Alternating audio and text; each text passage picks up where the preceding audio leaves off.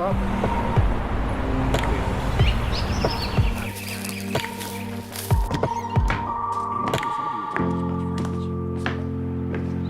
He really did say that. I mean, he wasn't no joke, was not when I was around. He really meant it. Ruby still loves you to this day. Is she still in town? Yeah, she's down in Daytona.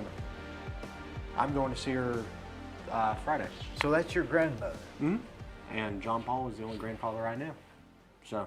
Well, what a good one. On that side, yeah. And, you know, as sad as it gets, I went every cancer treatment with him to the end. But yeah, John Paul was always the grandfather I knew. Wonder if he could have caught that ahead of time. You know, he never was one for the doctor, but No. but I don't know if it would have mattered. And even afterwards, the symptoms, he should have seen it coming. And he didn't, and that's the sad part. And he kept it secret from all of us.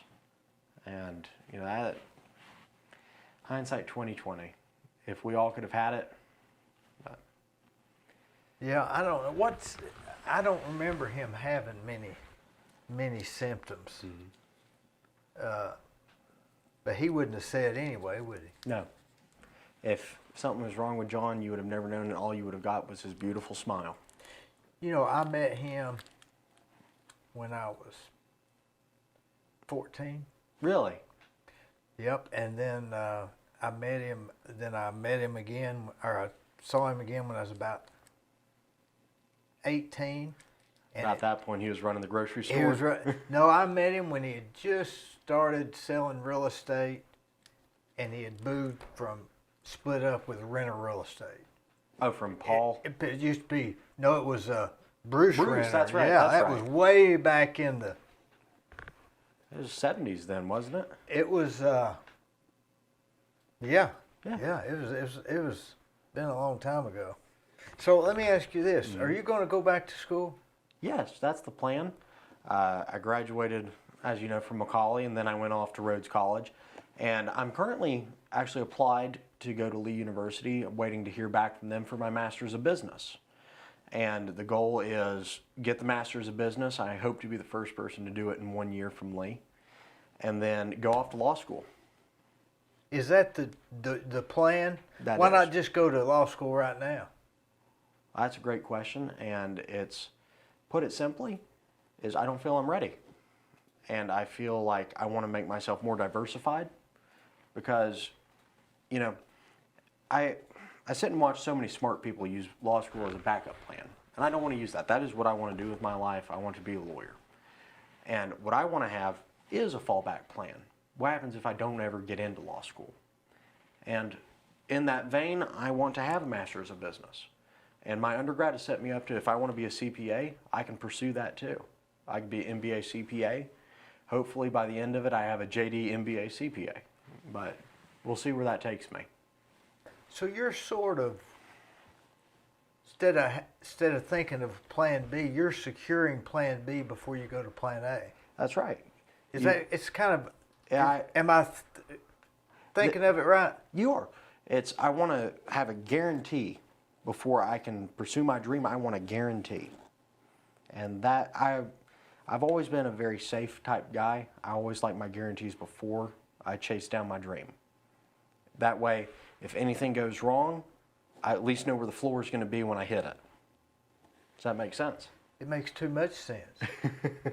That's genius, really. I don't know if I can What go made that you far. think of that? Well, it actually, my mom, Dee Richardson, gave me the idea first. When I first went to college, I wanted to study political science. I was good at it. I understood it. Politics in and of itself, to me, is the same way that people play Monopoly. I could look at politics and understand kind of where the wind is going. But at the end of the day, what does a political scientist do if they don't end up being a political analyst? They end up teaching. And teachers don't make money. And the lifestyle that I'm used to, I need to make money, Dee. And so my mom told me, you know what? Anyone can be a political consultant. You don't need a degree to that, and she's right. And in that vein, she said, study business. With business, you can do anything. And when I started taking business classes, I realized I was good at accounting. The numbers made sense to me, at the end of the day, it was a puzzle. And a puzzle makes sense. And with that, I just started pursuing it and chasing it. And I said, okay, I'm going to switch my major from political science to business with an emphasis in accounting. And that's what I did. And so my fallback has always been, worst comes to worst, I'm a CPA.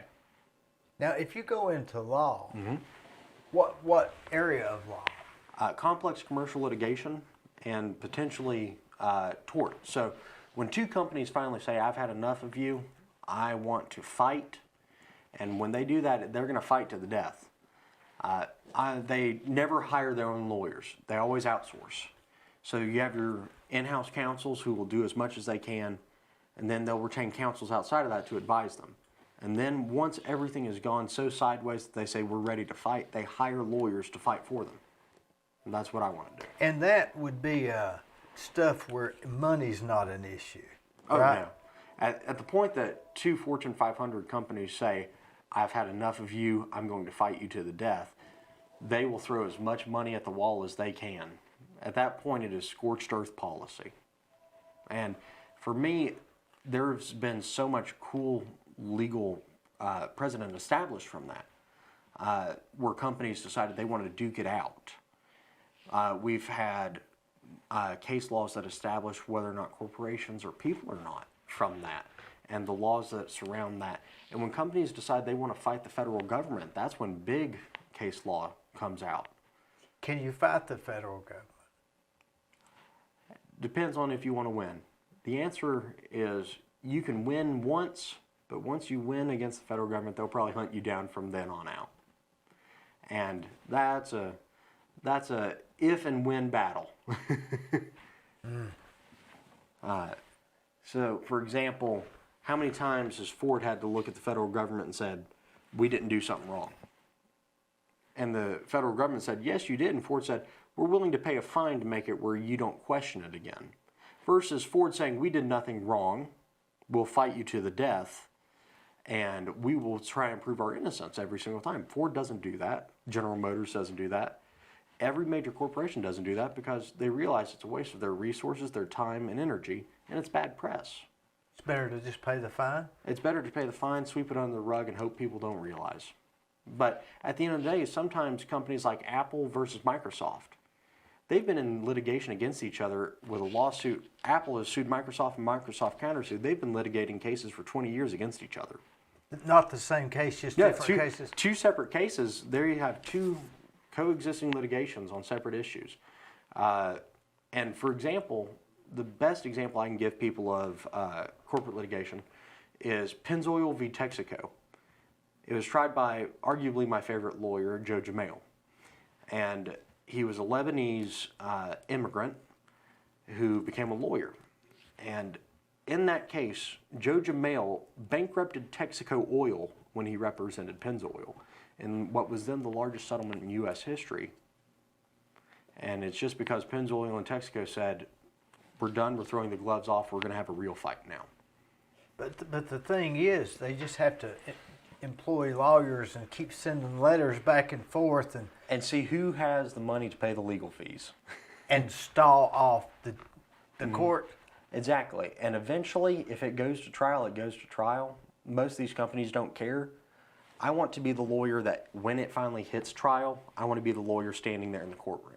That's because at that point you have such massive litigation, you have massive accusations that it's going to be, one, an exercise of intellect, it's going to be an exercise of actual knowledge of law, and it's going to be showmanship more than anything. That's, any trial lawyer will tell you there's an old joke that goes, the only thing New York lawyer fears is a Southern lawyer because he can tell a better story. And with that being said, it is about that. It's how well can you tell a story, how well can you show off. And that kind of litigation is something that I've been interested in for a long time. And what really made me interested in litigation is mock trial. I started at Macaulay my freshman year, and that's when I realized I want to be a lawyer. And so I joined the mock trial team. I got my first opportunity to try a case in front of actual judges, real attorneys, and I fell in love with it, Dee. And it became an addiction. And so I did it my sophomore year, my junior year, my senior year. By my senior year, I was ranked the 7th best attorney in the state of Tennessee for it. Then I went off to college. I went to the top school for mock trial in America for undergrads, Rhodes College. That was why I picked Rhodes, was I wanted to be a part of their mock trial team. And while I was there, I won awards, and I, at one point, was named one of the top attorneys in the state of Texas at a regional competition, which I'm not saying that's a... I always like to jokingly say, Texas is basically its own country, so to be named in its top 10 was always an honor to me. You're one of the smartest people I know. I'm calling And I've known a lot of people. You know George McCoyne, he's smarter than me. A little bit. Oh, a lot. Now, you're working with George now, right? I am, and let me tell you, it's like working with a master. George is a man who is meticulous, and he understands it beyond what anyone can comprehend. He has forgotten more about real estate law and title law than most lawyers will know in their lifetime. And to be able to be more or less in the tutelage of someone like that is amazing. The stuff he's taught Just to me, watch. yes. And you know, you think you're doing something smart, you think you got it figured out, and George will walk in and say, why'd you not do it this way, this way, this way? You could have done so much quicker, you could have done it so much better. And you sit there and go, well, he's right. The way he breaks things down, he's so methodical. He will hit a pattern, and when George finds something, he chases it down. He's smart like that. And I've seen He him. almost can smell it. You notice that? He can almost smell something wrong. And it's like he's like Spider-Man. When his tingle Yeah, senses, yeah. he will realize what's happening quick. But working with George is awesome. Now, you're not going to go into real estate law, but this helps you with the corporate stuff, I guess, right? It helps me understand how to be methodical. And, you know, when you're working with someone like George is so methodical that he has a pattern to every madness. And he will find that pattern. That will help me tremendously, especially in litigation. If I can look for patterns in the way that people do things, if I can look for how it should have been done, that's what George does best. He knows how it should be done every single time. That's why people get mad at George. George will look at people and say, no, I won't do it that way. I do it the right way. Mm-hmm. And by learning what to expect, and if I can apply that to different industries, then I think if I can be half as methodical as George McCoyne, by the time I'm actually practicing law, Dee, I will be very well off. Do you think that what you said about a minute ago, it reminded me of what the systems can actually take the place of goals. Mm-hmm. You know, the patterns. Mm-hmm. In other words, maybe the guy that gets up and jogs 1 mile every day and goes, his system is to increase it a little bit every day. Mm-hmm. Maybe that guy is better off than the guy that has a goal of running 10 miles. So systems over goals. Absolutely. Because with a system, you have a game plan. You know, I can sit here and say, Dee, I want to be a billionaire by 40 years old. And I can sit and tell you that for the next 20 years. And at the end of the day, that doesn't make me any step closer to being a billionaire. But that was your goal. But it was my goal. But with a system, you know, it makes you incrementally closer to your goal each time. It's a trial and error method. It is tried and true. And through that, you can realize the effectiveness of your goal. As you said, you brought up the people who get up in the morning, who work out. People who get up early, who go work out, who, you know, have an actual routine. You see so much, well, to put it bluntly, they're so much more successful. There was an admiral who used to be in, I'm forgetting his name off the top of my head. I remember watching a convocation speech that he gave to the University of Texas. And he was sitting there saying, And he headed the entire Navy SEALs program. And he sat and said, one of the key parts of my success is every day I make my bed. If I start my morning right, every day I start by making my bed. I then go for my morning run. I then do this, that, and the other. He says, by having my pattern, by having my system, I can make myself better each and every day. If there is a ground floor, you won't fall through it. It's almost like when you get messed up and out of sync, you'll sort of go back to your system. You know, say you had the flu for a week. Mm-hmm. Yeah. Then it'd be easier to go back to your basic system. And you feel guilty when you can't. I know you and I have talked about this in the past. When you don't get the chance to work out, you feel guilty. When I first started working for George, I'd get up every morning at 4:30 and go work out. And I haven't been able to do that as much lately, and I feel bad about it. It makes me feel bad that I can't work out.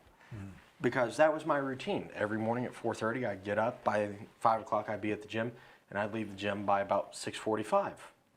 And then I'd start my day. And in that, by having that routine, I felt solid each and every day. I felt tired, but It's a good tired, isn't it? It It's is. a different tired. you feel accomplished. Each and every day you felt accomplished versus I feel beat at the end of the day. What time did you have to go to bed to get there at 4:30 or 5? Not early enough. I always would go to bed about 10:30 to 11, and I'd be up by 4:30. And every morning I'd sit there and go, man, I wish I went to bed earlier. But I never learned. There's only so many hours in our day, Dee. That is the problem. And It if I spent an hour a day doing what I wanted to do, I wouldn't have time to sleep either. That's right. And even as Elvis said, if I had 48 more in a day, I'd waste them all.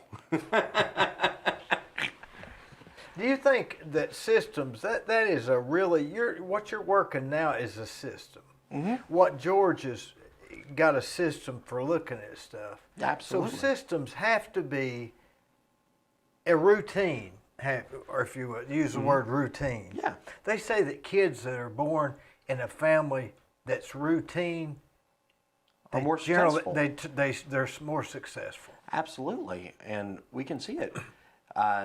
A kid who's born into a family where, they have loving parents who are able to assist them and give them a routine, they end up in a more successful setting versus, kids who have instability, who may only be in one-parent households, who just feel unstable. They don't have the same solid, more or less, as we've been saying, ground floor to fall onto. And I don't know why that would necessarily have an effect on them, but evidently it does. If I had the answer to that, Dee, I'd be a much richer man than I am now.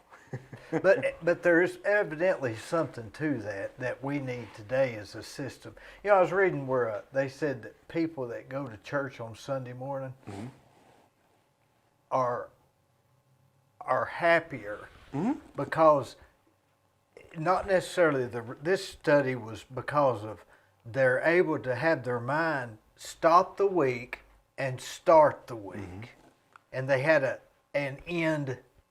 Starting in their mind, it's Sunday morning, it's the end of the week or the start of the week, and so they were able to, I don't know, it just seems to help people. Mm-hmm.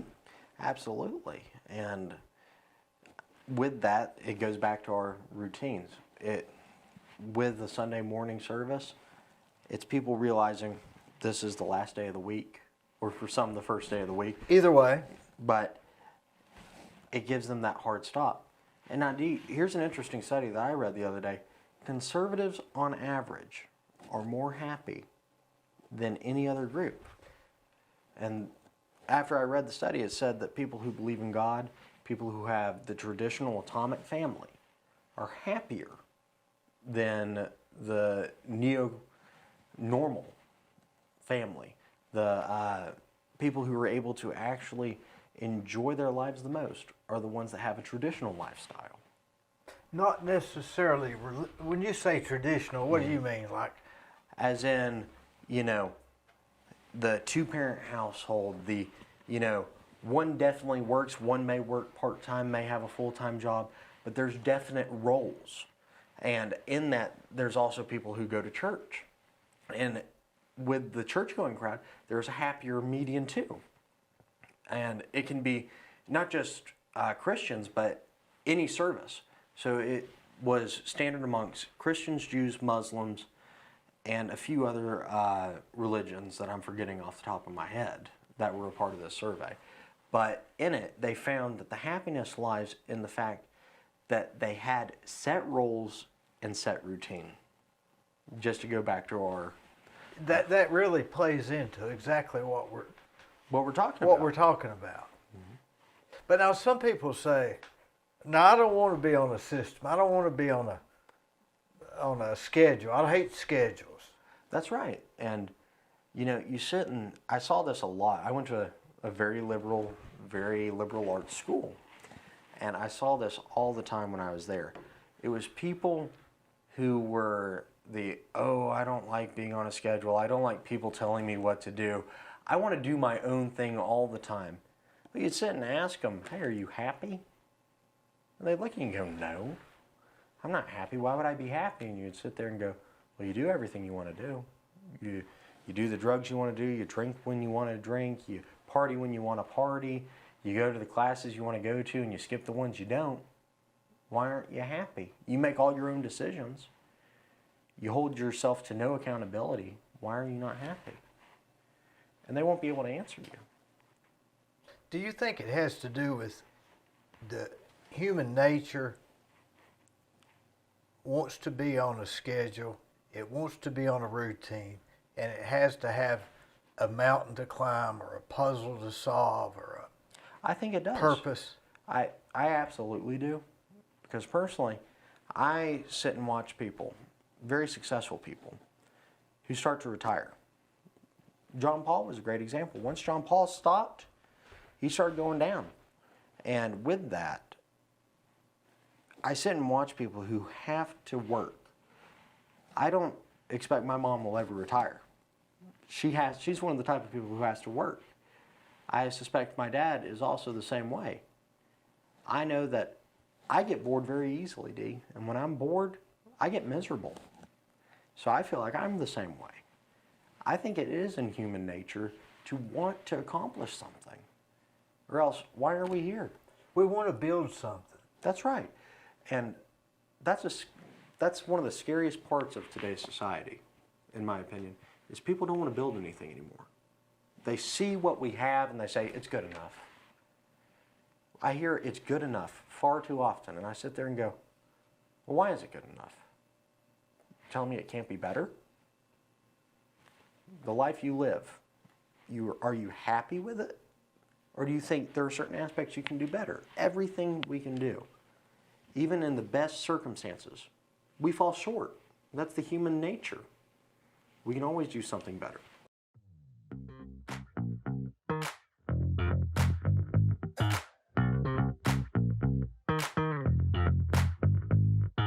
Let me tell you about Capstar Bank. They're located in Nashville, Hendersonville, Gallatin, Athens, Madisonville, Sweetwater, Etowah, and in Cleveland at 950 25th Street and 3855 North Ocoee Street. I've used them. I like them. Give them a try. They're no problem.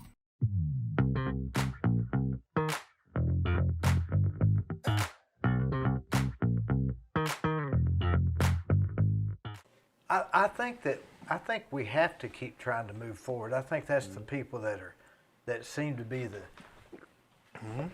the happiest. I got this guy that works for me. He's 92. He works every week. Believe it or not, I know people think I'm crazy, but I'm not crazy. He really does. And he's on a real tight schedule. Mm-hmm.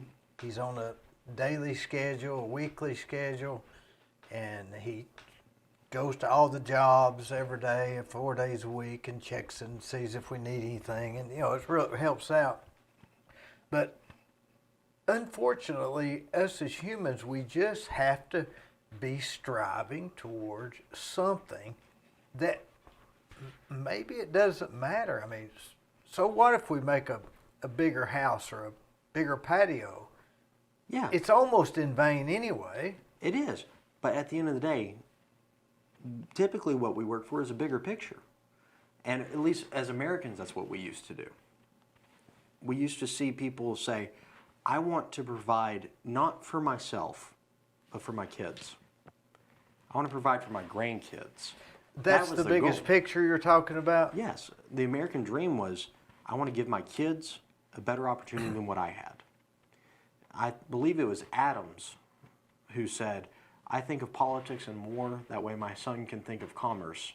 That way his son can think of arts, poetry, and music.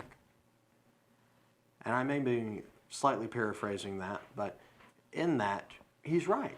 That was always the American dream. But the issue with that is people have become content. People have stopped thinking about commerce. People have stopped thinking about the betterment of society, the politics and war aspect. Who was it? Who was that guy that said several versions of this? He said, I rode a camel, Am I messing this up? I'm not sure. I'm listening to see if I He recognize said, it. he said, my father rode a camel, I rode a camel, my son drives a car, and his son will ride a camel. And the farmers used to say, short sleeves to long sleeves to short sleeves. Well, a very similar quote that I know that I think I see where you're getting at. There's an old Roman quote that said, "Good times or strong men create good times make weak men make bad times, and bad times make strong men." That's it. And that's been said 14 different ways. Oh yeah, all throughout history.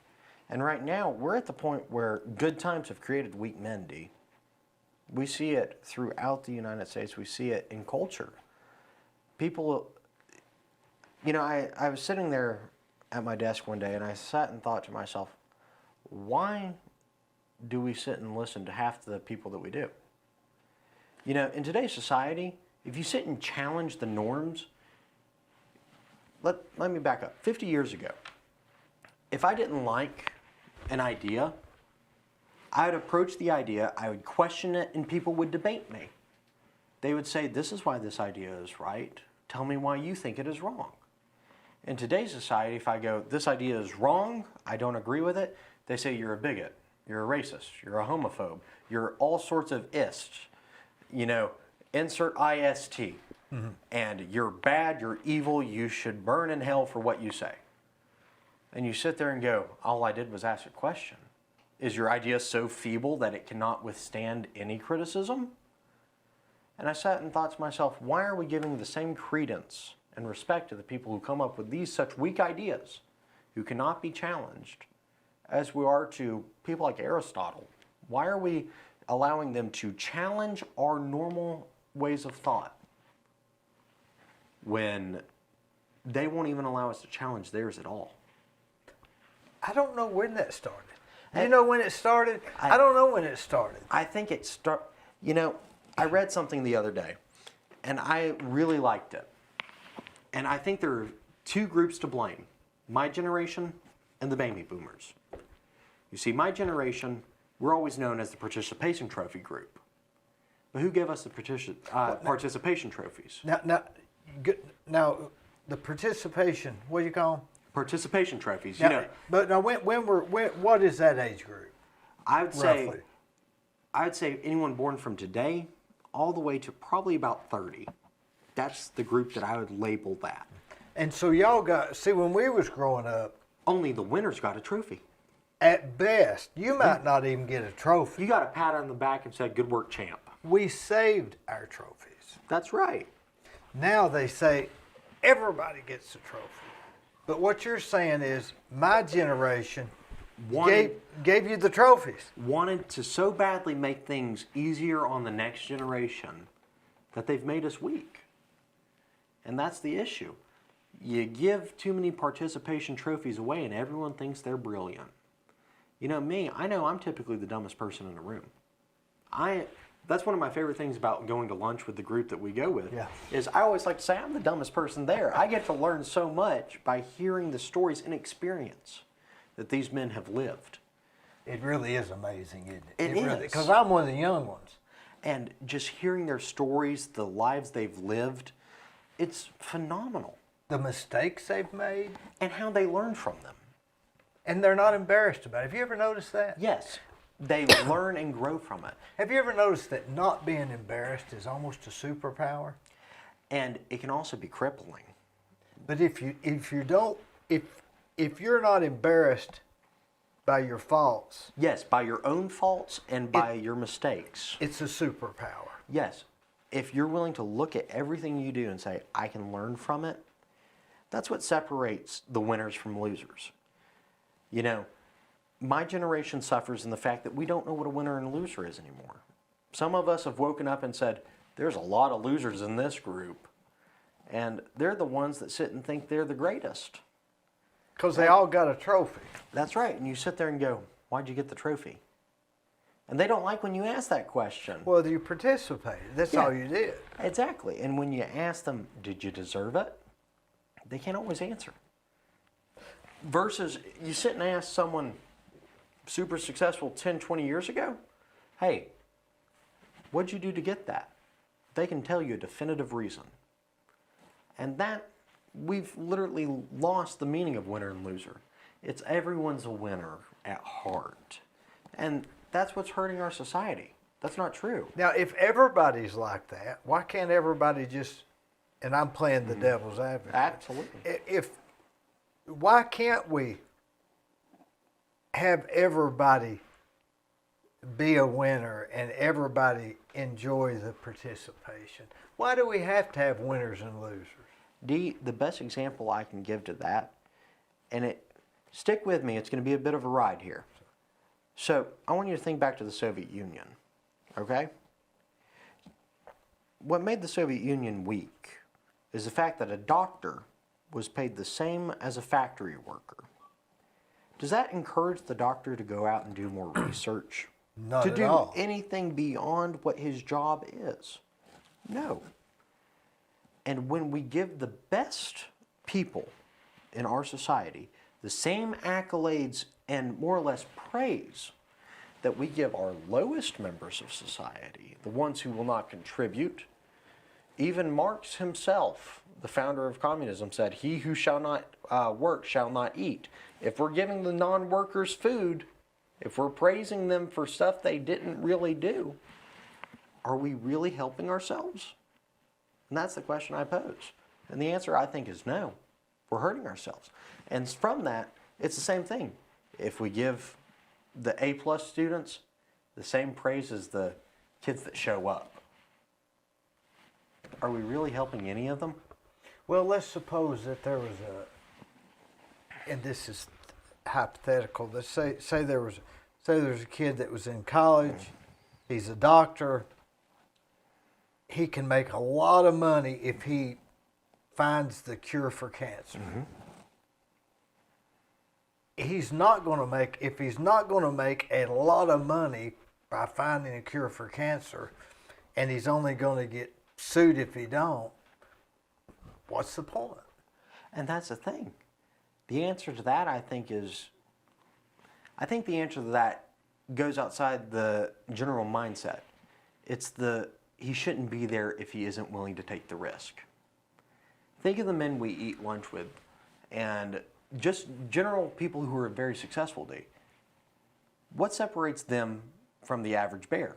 Are they always more intelligent? I don't believe so. I don't believe so. It's they're willing to take the first step.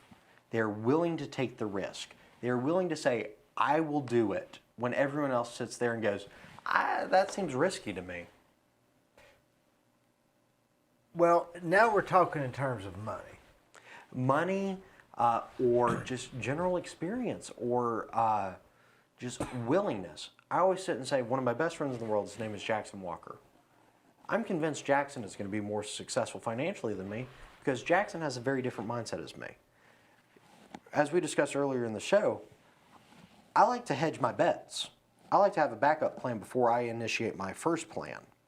Jackson will jump into something and he will figure out how to do it by will and force. Jackson is brilliant in that and he is willing to take the risk. versus me who says, I'll take the risk once I have a backup plan. Jackson will say, the risk, I see it, I acknowledge it, I take it. He'll steal the base in baseball. He will. Versus me who says, I'm going to wait for someone to bunt. And that's, if you look at the people I think we eat with constantly, I think that is an underlying theme with each of them is they'll steal the base. They're the ones who are willing to say, I'll put my neck out there and if it fails, it fails. What have I got to lose? And is there a bunch of people that tried it, didn't make it, failed, went bankrupt, lost it all? Is there 50 more to every one of them, or did that person just keep trying? Yeah, and that's a great question. And sometimes that is the case. And sometimes you have to look at the field and sit and say, well, it looks a bit rough. Am I willing to do that jump? Am I willing to make that risk? And to each their own. I'm pretty good at seeing things and saying, sort of running it through my risk-reward thing. What's the risk? What's the reward? Does the reward outweigh The risk. the risk? Because if you said, well, I mean, today you could invest all your money in Twitter or into the Trump social media. You might make millions and you might go broke. Yeah. So, I mean, sit and look at Netflix. 10 years ago, that was the golden boy stock. And today, because, one, they've been mismanaged and all sorts of things, but by the risk, if you stuck with Netflix or you joined in about a year ago when it seems like it was the top of the world. $600 a share? It's now like what, that? like 170? I think it fell Friday to 163. Yeah. I mean, Can you imagine buying it at 600? exactly. And that's the point, is the people who sit and stick with it, they'll sit and say, it may come back up. But the risk takers, they see opportunity. Look at Elon Musk with Twitter. Twitter was on the decline. It had been running itself into the ground by bad management for a long time. Elon Musk sees an opportunity. When Netflix shares are about 1/5, 1/4 of what they were previously trading earlier this year, it's an opportunity to try and reform a company. Risk takers will see it. There are stock traders out there, Dee, and I'm sure you hear the stories, where they'll do long-term hedge bets, or they'll do short bets, where they'll say, I know 19 of my investments are going to fail. If one of them hits, that 20th one, it'll pay off all my losses, plus I'll double my money. There's people in New York City that make fortunes doing that. And it's the people who are willing to take risks in this world that I think honestly get the most reward. And they know that 19 of those are going to Going to fail. that's a good play. You could buy something at $6,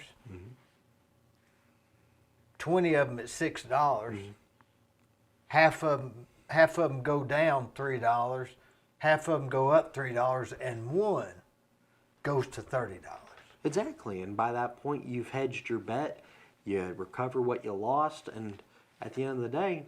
And you claim your losses on the others. And that's why there are people in New York City that can do math that makes your head and my head boggle, who are making more money than we can believe. All on sense. Yeah, And, exactly. and theories. Exactly. Whereas me and you, I would buy Coca-Cola and hope it goes up. And pray that they don't do something stupid. Yeah, like put on it, be more white or something. That's right, or Walt Disney. Yeah. Teach our kids how to be gay. Yeah. I mean, it's mind-boggling. It's mind-boggling. That, there's this old mantra, go woke, go broke. And I think a reckoning is about to happen to a lot of companies. And on my short list of companies that's about to get hit upside the head is Nike. I would not doubt it. Think of all the companies that we've seen. Walt Disney has lost $50 billion in their market cap this year alone. We've watched Netflix lose 75 to 60%, 75 to about 66% of their market cap, just because they couldn't keep their mouths shut. Well, and another thing, why don't they just stay in their lane? And, If Nike makes shoes, Netflix makes movies, let Disney make rides. and let Disney make movies and rides. And, Yeah. you know, to you and I, that seems like simple business practice. Yeah. Why would these companies do it? Why And would Dee- Coca-Cola want to put anything on their bottle other than Coca-Cola have a Coke and a smile? That's right. And there's a great answer, Dee. Instead of, you and I understand business by shareholder equity. If I own the company, by God, I control the company. My voice is the only one that matters. Everyone else is wrong because I own the darn thing. I put the money up. Yeah. These companies are now practicing an idea where it's, I work for the company. Thus, I should have more of a say than the shareholder. And on top of that, you know who else's voice is more important than a shareholder? Is our clientele. Now, Dee, between you and me, we understand that a clientele is always going to say, well, if I can pay less, then I can. Sure. So that obviously goes against the better business practice. The definition of a firm, if you take Business 101, Yeah. definition of a firm is to increase shareholder equity and profit, to make the owners the richest they can be. That is Business 101. Yeah. The new idea is, well, how does it make the people at our company feel? What about the people who buy our stuff? You know, 50 years ago, a CEO that would hear that would say, well, I don't give a crap. If they don't like what we do, they can go somewhere else and let the market deal with it itself. That's right. Walt Disney would say if they don't like what we put out, they can go to Warner Brothers. And Warner Brothers would say the same thing. Coca-Cola, 50 years ago, if someone said, well, we don't like the fact that you're not as inclusive, Coca-Cola would say, well, we don't care. Go buy Pepsi if you want, but neither one of us cares about these issues. We're here to sell you a soft drink. That's all we're doing. Yes, and these companies are learning the very hard way that going into the social arena is a very unprofitable venture. And look at Walt Disney in Florida. They lost their exclusive tax benefits in the state of Florida. Something that will cost them in the tune of, I believe, well over $10 billion is what I've read in taxes. Just in the state of Florida. So DeSantos is staying with that, right? Yes, and the last I read about it is it's being held up in court. And I think he was wafering a little bit or something. I don't know. because it's going to cost the people of Orlando about $2 billion because they've removed the exclusive area. But at the end of the day, Walt Disney played a stupid game and they won a very bad prize. That's right. And these companies are realizing it's going to hit them upside the head. And so I suspect Nike's going to be on the short list. Are we sure it's going to hit them in the head? I mean, it's looking No, like that because Twitter was going down. Twitter, Nike, or not Nike yet, but Twitter. What about YouTube? YouTube is owned by Facebook, and Facebook it hasn't taken a shellacking yet. But Facebook, if the Twitter deal goes through and Twitter becomes more of a free market than Facebook, Zuckerberg is going to be in danger. Even if he comes out with this new metaverse. And Yeah, absolutely. Because if people are able to actually say what they want to say on one website, why would they put up with being told you can't say that here? That's like saying, all right, Dee, let's go to a restaurant. But the restaurant, if you try and order what you want, will tell you you can't have it. You got to choose. You have to accept whatever they let you pick. There's a menu, but it's wrong. You only get what they say is on the menu. Well, you're going to say, why would I go to that restaurant? I'll go to the bowling alley. They got hot dogs. That's right. I can. It's loud. I can get a beer, have Yeah. a hot dog, and I can have some fun in the And process. some nachos. That's right. And at the end of the day, these companies like Walt Disney, they're figuring out. They should have just stayed in the industry of making movies. Well, I almost think they get, that's an example of what we should do. We should really just stay in our lane. Yes. You ever notice these? I know a guy that did real successful in his business. Then he opened up a clothing store. Then he opened up a restaurant. Then he went broke. He should have just stayed with what made him successful. And that's the same thing with these companies. They don't need to be getting involved in politics or social stuff. Just make Coca-Cola, make movies. And more importantly, why should we listen to you? Why should anyone listen to Walt Disney about how to raise a kid? Yeah, why are we even giving it air? Exactly. And the reason why is they pay a lot of money to Washington, D.C. And anyone who has the type of gravitas that these companies have, when Walt Disney sits there and says, well, we don't support this because it goes against our company values, you sit and look at them and go, Walt Disney, what is your company values? I thought you stood for families. Who's your primary consumer? Yeah.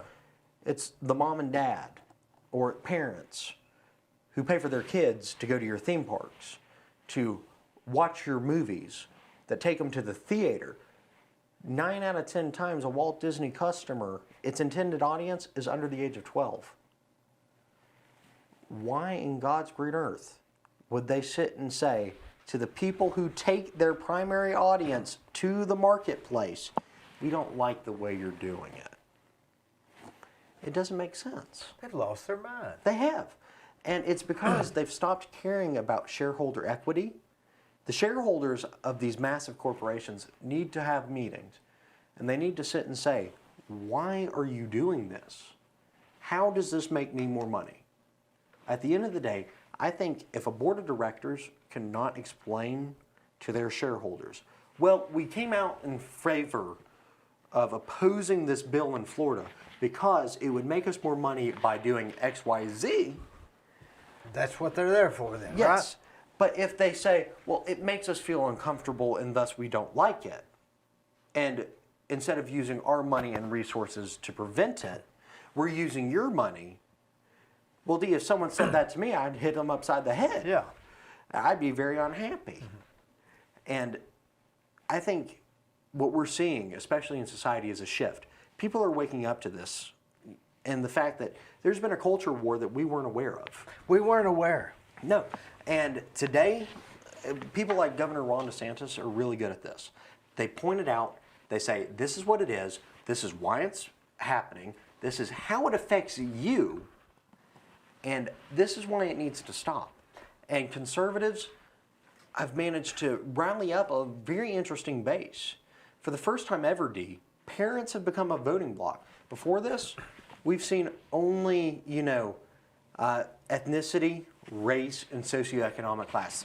When you're looking at politics, those were the three things you use. You could always say, a Hispanic from Miami will vote like this. A white man from Chattanooga will vote like this. A black man from Houston will vote like this. And you can make general predictions because we had the data, we understood it. We've never had to ask the question, well, what happens if you make the parents mad? It's because parents have never voted in singularity. We watched it in the state of Virginia with Governor Youngkin. For the first time ever, parents got mad because a school district tried to cover up rapes. And the parents said, no, that's not acceptable. And it riled up middle-class families in Virginia, and specifically parents who said, the current way is not acceptable. In Florida, we see them getting riled up because Governor DeSantis in polls is only getting more popular in the state of Florida. And it's wild because nowadays people are waking up to the idea that, hold on, everything that I've held as just normal is being attacked. We didn't know it. No. Now, if you get on Twitter, and I get on Twitter, and when I see it on Twitter, about 4 days later, I see it on the news. That's how current Twitter is. And that's assuming you get to see it unfiltered. That's assuming that. So prior to that, there is a big alternate war, social war going on that people are oblivious of. Absolutely. And the best example of that, Dee, that I can give was about 2 weeks before the actual election day for the 2020 election, the New York Post published an article about Hunter Biden's laptop. And every major media and internet company blocked the syndication of that story. We saw it with Facebook, we saw it with Twitter, we saw it with Instagram, Google, Yahoo, and Bing. All said that's misinformation. You're not allowed to tell that. You need to stop that right now. Now, Dee, I started doing some research. I started digging into it. Beyond the immensely perverse images on that laptop, there are some really damaging emails between Hunter Biden and his business associates. There's emails between Hunter Biden and the now President of the United States, Joe Biden, about illegal business dealings. And they sat and said, this is misinformation. You're not allowed to discuss this, ever, period. How could you ever think about this? And at the end of the day, you and I as individuals didn't get to read those emails. We didn't get to see those images. We didn't get to understand what was actually happening until 6-7 months after that story broke. And what else are they hiding from us? These companies have an interest in preventing us from seeing the truth at all times. And I don't really know what it is, do you? I mean, us even talking about that, this may be taken down. It could be. I've had them been taken down because of political stuff, and I didn't even know it was political, much less this. Exactly. So it may be, it's almost, I don't want to be a tinfoil hat conspiracy theorist, but man, you gotta wonder. And Dee, I think the answer to that is what we discussed at lunch the other day. It's not that there is a standing cabal of evil people who sit and say, this is how we want to shape the world today. Everyone must believe in this. It's not a grand conspiracy. It's people acting in their own self-interest in an immensely bad way. You see, previously we just discussed about how in America we used to act for the betterment of society and future generations. Today, I think the mindset is very simple. It is, I'm here to make myself money. I'm here to better myself. I don't care what happens to the future. And that's a very dangerous mindset. And do you think that is making it look like there's some big conspiracy behind the curtain deal going on, that it just looks like that to us? In some ways I do. And the fact that, let's break it down in a very generalized way. A news company, he's a fellow Macaulay alum, but Ted Turner, I believe, is the first person to blame in this. When he created 24-hour news with CNN. Yeah. CNN realized very quickly in the early 80s, late 70s, that they could sell more ad space if they created doom and gloom. And so what did they start running? They start running doom and gloom constantly. Well, all the other news companies sit and watch CNN and say, well, hang on, they're making more money than us. Let's copy them. Well, now when you flip on CNN, MSNBC, ABC, Fox News, how often do you hear a happy story? It's all bad news. They'll put in a happy story about 1 every 3. That's right. And so all of them are doom and gloom. So the media is trying to sell more ad space. They're trying to give you doom and gloom. Well, an unintended side effect of that is the politicians over here. The politicians are saying, well, if you look at the news, it's all doom and gloom. You have to understand that my idea is the best, and if you don't believe me, you're a sack of shit. Here's why. I'll fix it this way. They're the itch, I'm the scratch. Yes. And then the politicians play off them. It's not an intended conspiracy. I doubt the news networks are going to reach out to the politicians and say, I intend only to run doom and gloom to make your campaign better. Right. I don't think that's... And the politicians are going to respond to them saying, well, yes, I hope you do that. That way I can seem like a much better person, when in reality I am just someone who likes to seem like a tinfoil hat guy who screams at the sky. But at the end of the day, they become successful because it only seems like doom and gloom. And when they become successful, what happens? Let's take Elizabeth Warren, Bernie Sanders, Beto O'Rourke out of Texas. They sit and say, well, obviously since it's all doom and gloom, we're going to take your guns. Well, what does Remington, Beretta, Barrett here in Tennessee, insert gun company here? What do they say? Well, if they're going to try and take our guns, you better buy guns now. That way you can stop them. Yeah. And they're not going to sit and say, well, the politicians are full of crap and the They're news not companies going are to take full of your crap. guns. Don't buy them. Yeah, exactly. They're sitting here saying this is the best marketing we could have asked for.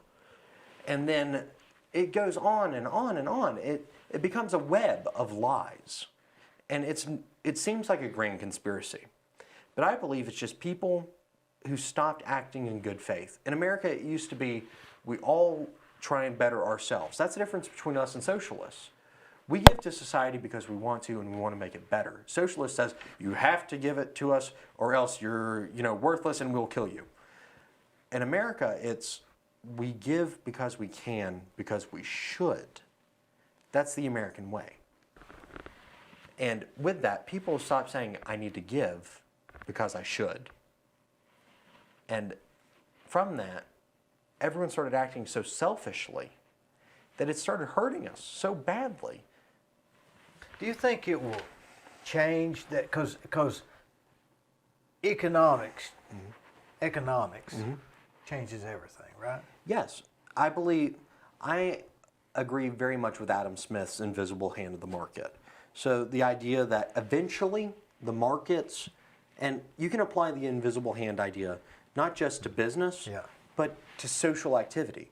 Eventually, people will sit and look at things and go, hang on, that's not really acceptable. Why did we say that was acceptable? And they take their interest in it and they give it to somewhere else.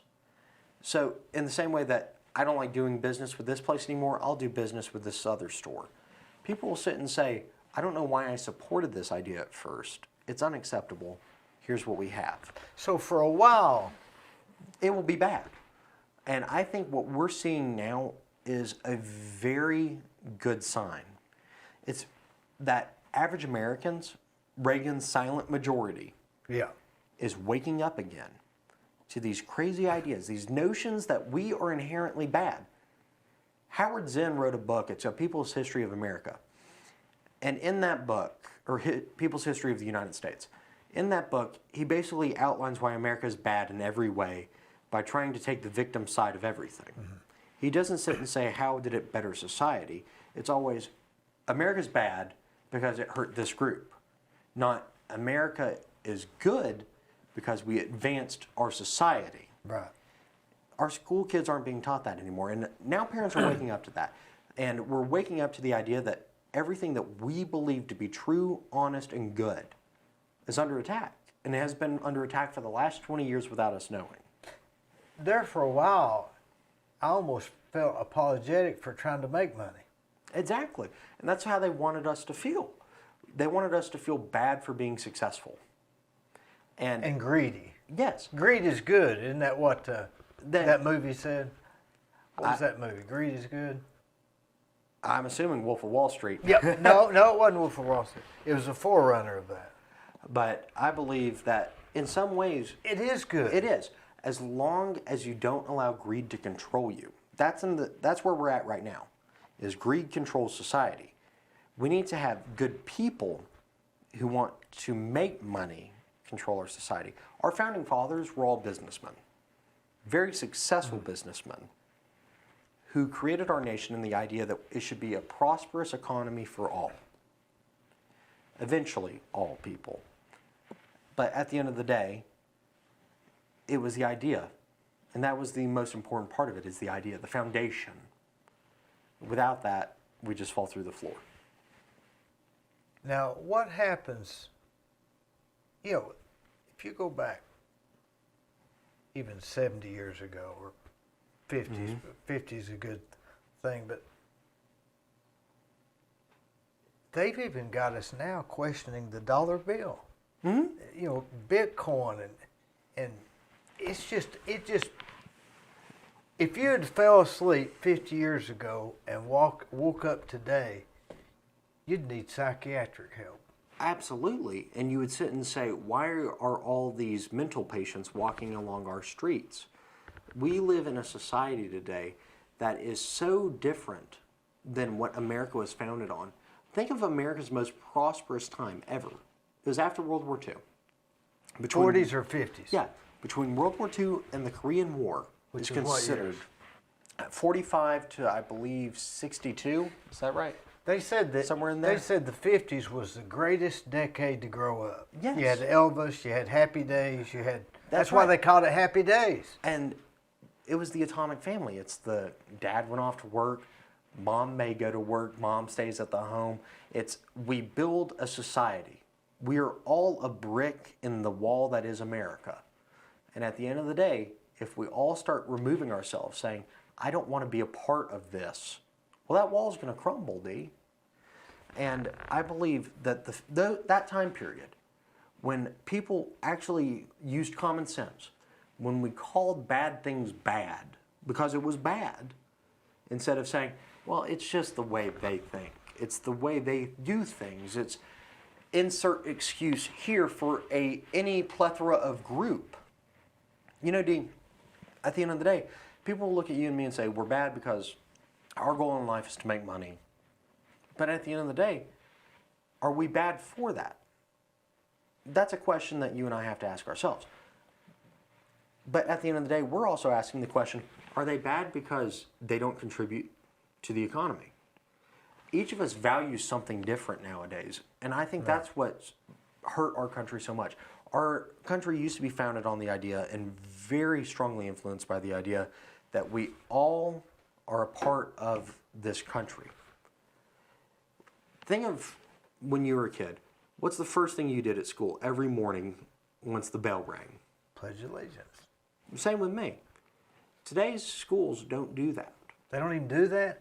I'm sure some here in Bradley County do. I'm sure in the state of Tennessee and mostly through the South. I know most schools in the state of California don't. Why would you not pledge allegiance to the place that's educating?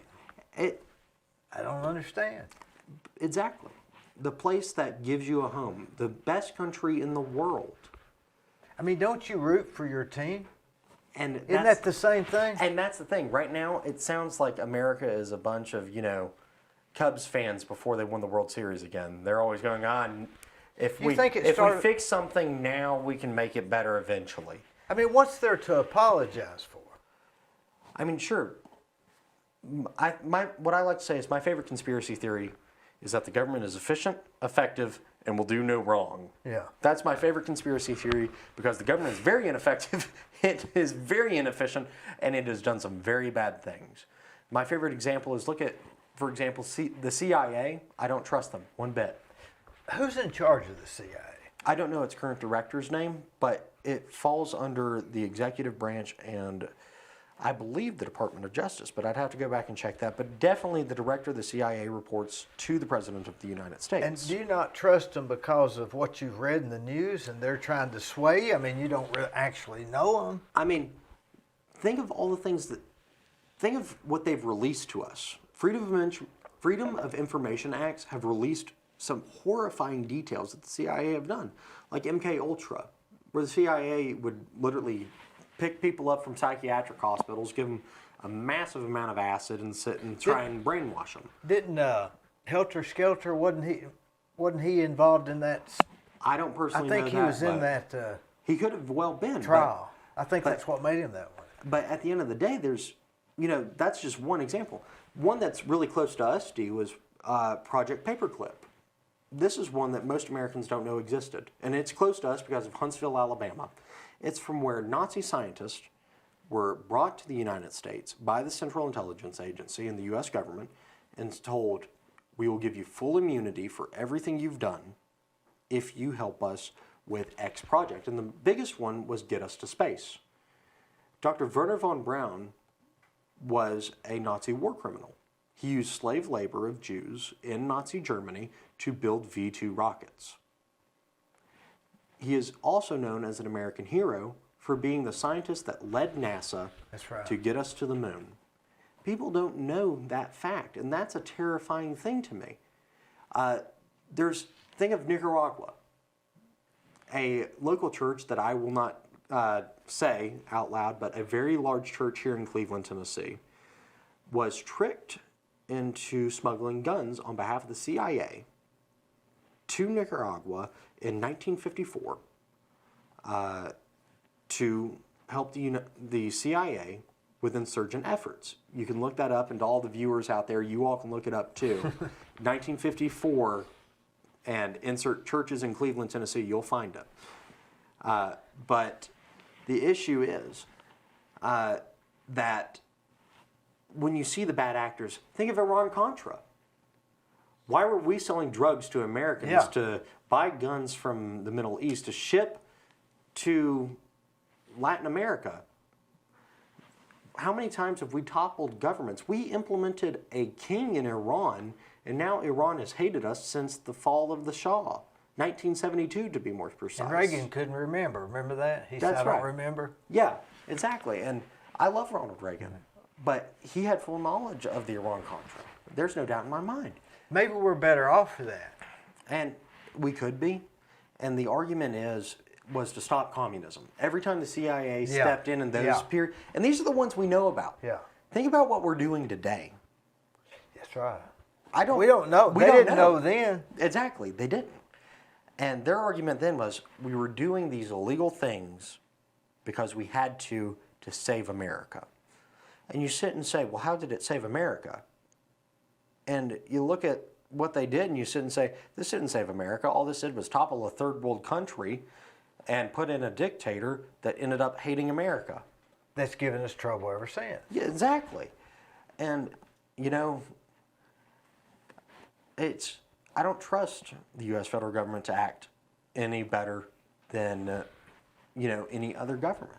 But the issue is, and I think Ronald Reagan said it best, is the 9 scariest words in the English language are, I'm from the government and I'm here to help. And we sat and lived through this recently with COVID. Think about how many times the government gave out checks, how many trillions of dollars were spent that have now put us in a linchpin in our economy. Plus, now some people are just going to sit back and wait for the next check. And hope it comes. And that's the scary part. We've created a monster. It's almost... What do you think about Bitcoin and Dogecoin? I don't quite understand them. I mean, if you go back, do you understand the concept that economics? I keep calling it economics. Which is you can say it either way. Economics. Economics and economics are the same thing. It's just where you're born. Let's say economics. People say, oh, the stock market went down. Boy, it's about economics. But I say, no, economics is simply the availability of supplies and demand and labor. It's available. It's a good economy. Exactly. Now, money is just a database. Does that make sense what I'm saying? It is what we use to value. It is literally just the placeholder. Dee, when you build a house or you build a commercial unit, you're being paid for 3 things. For your brain power of how to build it, your availability to build it, and the labor to build it, and the resources. And I'm going to trade that in exchange for more or less shiny rocks and metal. That's right. So, but what I'm saying is, money is just a placeholder, a database. I call it. Am I saying it right? You could in some way call it a database. I like to call it a placeholder because at the end of the day, what you're trading is not really the paper. It's the value of the paper. The data. And so with cryptocurrency, it is more or less. It could be considered a database, especially with like Ethereum. With I'm forgetting what it's called. It's they always refer to it as the chain. And in the chain, you can see every trade. You can see every piece of information about that currency, and it may come to me later. I can't think of the name of it. But to address your previous question, what do I think about it? I look at cryptocurrency a lot like I do gold. Gold and cryptocurrency are very similar. When the dollar bill goes down, crypto goes up. And when the dollar bill goes down, gold goes up. It's a way to hold value without being in the dollar. It's a hedge. Right. And with that, the most terrifying thing to me is the United States federal government sitting there saying, we may introduce our own coin, or we may try and take over the crypto market. That's not the point of the crypto market. It's the same as buying gold. It's to get away from the federal government's ability to manipulate and control my value or my money, my labor. Well, let's call it a dollar, not a database. Let's just call it a calculation. Okay. That is a calculation of your ring. Yes. In other words, And what it me took and to get you this ring. agree that this calculation is worth the same amount as your ring.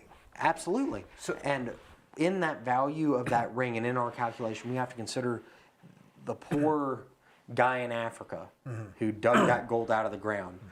The rich Dutchman who was sitting there who plucked that gold out of the poor African's hand and said, this is worth this in my head. I'll ship it to America. And then it gets molded into this ring. It all has to be calculated in.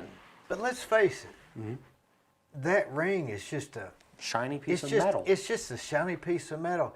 It's almost In the it's same, almost silly. Does that make sense? It is. And scientists have observed this in other animals. Penguins like to give each other shiny rocks. Humans have realized the scarcity of certain things. We're intelligent enough to know there's only so much gold in the world. Thus, if I were to trade gold to copper, there's a lot more copper than gold. I should get Yeah. a certain amount more of copper for my gold. And in that, the scarcity is what makes it valuable. At the end of the day, if the world ends today, Dee, if the government dissolves, if we're in an apocalypse setting, everyone on their own, farm your own land, kill anyone who comes on your property, it's a zombie apocalypse. People say, well, shiny. gold will always be worth it. Not in those cases. No. It's sticks and stones. That's right. And the value of a shiny watch or a new car means nothing, Nothing. whenever we hit certain circumstances. But in our very industrialized world, it holds value and scarcity. And the same thing exists in crypto. The best example I give you is Bitcoin. Bitcoin mining has become exponentially more expensive, just in the fact of the scarcity of the coins themselves. 15 years ago, you could have got easily hundreds of Bitcoins if you're an early miner because of the distribution pattern of Bitcoin. And as the years go on, it will become more and more rare to a finite amount. There's only so much. Once we hit that amount, there will be no more. At that point, we've hit it. But so are baseball cards. With the exception that more baseball cards can be printed. And sure, someone could alter the code to Bitcoin to make more coins, but that's not how it works. And it aligns a lot with gold. There's only so much gold in the ground. And once we move it all out of that ground, how much is it worth? Because we have the finite amount. You know, I always often thought one thing everybody uses and will not do without is power, electricity, Yes. and or water.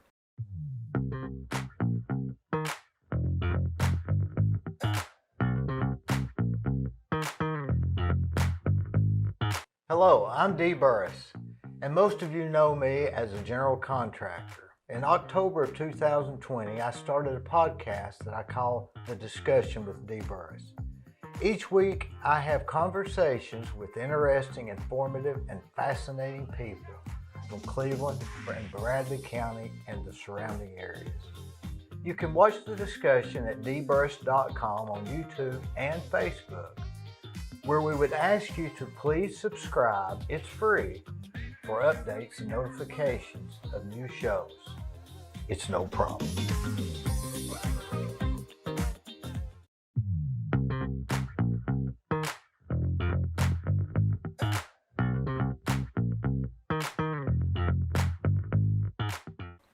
So if you had this big place and you said, I'm trading, we're all protecting this water and power.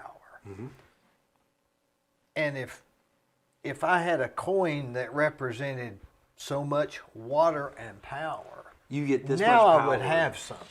You, Instead of a shiny coin that's not going to do, unless you're conducting electricity through. through it, yeah. And that's a very good point. And that's a commodity. It'd be a commodity then that's protected. Now we got some. Otherwise, it's like the tulip bulbs. Mm-hmm. Remember when they used to trade tulip bulbs? I don't specifically know that. I'm assuming Native Americans or something No, like they that. used to trade in England the tulip bulbs. Really? Yeah, they used to be real expensive, and they just got more and more expensive till they finally somebody said, I don't like need tulip 'em." bulbs. You never heard of that? no, I and finally hit on something you didn't know. Well, that's pretty cool. I'll have to look into that, Dee. Yeah, the tulip.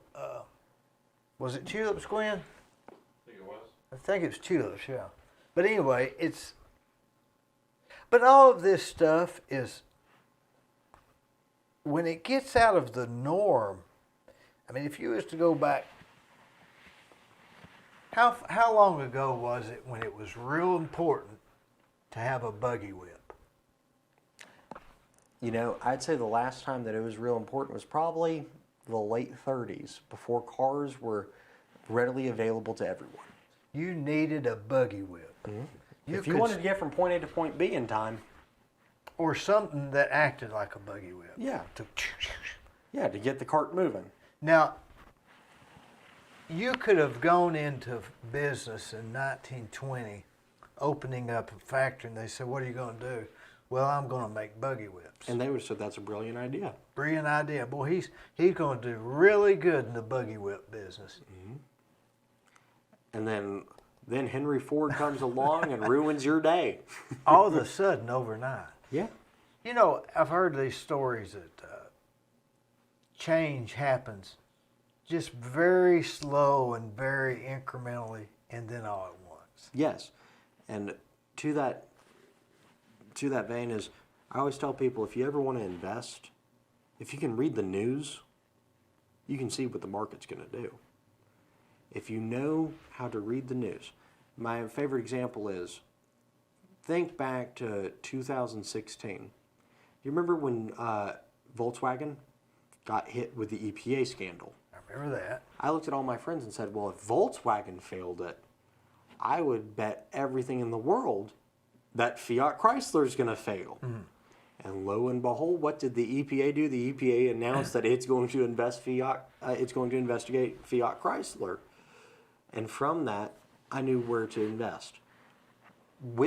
If you can see a pattern, humans are very good at this. If you can read the news and see what's happening in the world, And try and be able to read it without getting biased, right? Exactly. And think, when Ukraine was announced, when it was announced that Vladimir Putin was putting his soldiers along the border of Ukraine, my first thought was, okay, in a business sense, where does the money go? Well, America's not going to get immediately involved in this war, but who supplies the weapons to the Ukrainians? The U.S. government. Where does the U.S. government get their weapons? Well, Lockheed Martin, of course. Boeing.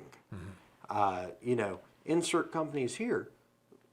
The companies that have contracts with the U.S. federal government would be very good bets. And I haven't looked at those charts, but I'm willing to bet since Ukraine, Lockheed Martin and Boeing have gone up. I'm willing to bet on that. Just in the same way that if in 2001 you were invested in Lockheed Martin before 9/11, you would be very rich after. Remember I remember, and you're probably way too young, but I remember when this guy would come into to all of his department stores, and he'd sit up on a stool and talk to all the employees from a bullhorn, and that was Sam Walton. Mm-hmm. So if you'd have read that in the newspaper and be able to think that, now this guy's going to go somewhere, you could have been worth millions. Or if you'd have read about, I remember reading about Bill Gates when he wasn't nothing. He was just trying to get a personal computer started. And Steve Jobs in Jobs. in his garage. So who is it now? What is going to do away with the buggy whip? I think the next big one, in my opinion, the man that the world can hedge its bet on is Mr. Elon Musk. For certain. Elon, Which is the one that called money simply a database. yes. He was quoted as saying that. And I believe Elon is brilliant. Do you know how Elon first made his money? He called me. Did he? No. No, I remember PayPal, right? Yes, exactly. Online money transfers. That was visionary for its day. Visionary. He then found two guys who created a little electric car company called Tesla. And he said, okay. Now, what about, where did Peter Thiel come in? Peter Thiel, I believe, was early. He wasn't. A partner in PayPal or He's Oracle? either a partner or he created his own variation. I think he was a partner in PayPal. I think he was a partner in PayPal. He was, if I remember correctly, a coder, but I'd have to go back and check. Like, I've read one of his autobiographies, and it was years ago. I remember it because I had to read it for I think my junior reading at Macaulay. And it was a little blue book. It was about this thick. And I stood in there thinking, well, this man really thinks a lot of himself. But honestly, Elon is brilliant because Genius. I remember in 2014, I was sitting at a friend's dinner table. His father was an executive for Volkswagen. And I looked at his father and said, have you all ever considered trying to procure Tesla, or has your corporate office ever considered it before it becomes a threat to the combustion engine? He goes, they're too small. It's too small. It makes no sense for us to do that now. Why would we do that? It costs us so much versus what we can outproduce them in. Well, now look at what every group in America, from Ford to Volkswagen to Toyota and Honda, they all have to make an electric car just to try and compete. You know, I often think of, you ever see those old, when I think of Tesla, this is always goes into my mind, but they used to actually have like gas-powered toasters that would toast bread. I haven't seen those. Years after they'd put them in the fire, they'd put bread in there and toast the bread and turn the thing over. So you think which one of those things are better than the electric toaster? Yeah. None. Exactly. Nothing. When's the last time you sent your toaster to a repair shop? There's nothing to go broke. No. A new tire, and now they're coming out with these new carbon fiber tires that look like they don't even have air in them. Yeah. And, you know, the innovation that we see in today's world is, I forget the actual name of it. There was a man in the 90s, and you all can fact check me later. There was a man in the 90s who created this idea that technology grows exponentially. And his key theory was behind computer chips. Think of what 10 gigabytes used to be. It would have in the 1960s, 10 gigabytes would have filled this entire room. And we're easily sitting in what, a 25 by 10? 10 by, or no, we're in a 12 by 60. Yeah. But it would have filled a room this size. It's huge. Nowadays, 10 gigabytes is laughable. I can carry a terabyte. I don't have a phone that's that big. I have one that's exponentially larger than that in my pocket.